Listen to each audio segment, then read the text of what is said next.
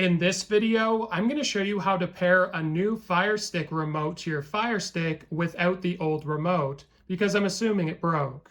So what you're going to need is a phone that can download apps. For example, I think this is an iPhone 8 or 7. And once you've downloaded the Fire TV app onto your phone, all you need to do is simply open it up.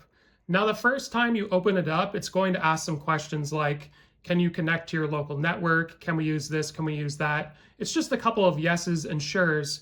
And all you need is for your phone to be connected to the same Wi-Fi as your Fire Stick.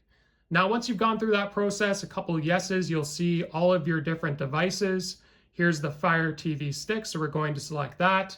And you'll notice a digital code will pop up on the screen saying you need to input it to connect it.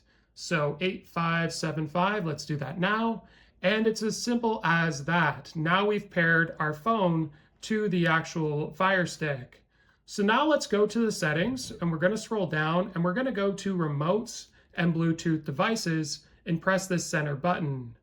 Now this is going to bring us to Amazon Fire TV remotes, so we're going to select that one.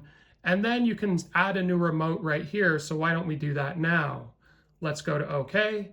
And then it's going to start searching for your new remote to pair. So all you need to do is grab your new remote, and then you just want to simply press and hold the home button. Just make sure the batteries are in, and you'll get that blue light flashing at the top, indicating that it's pairing to your new remote.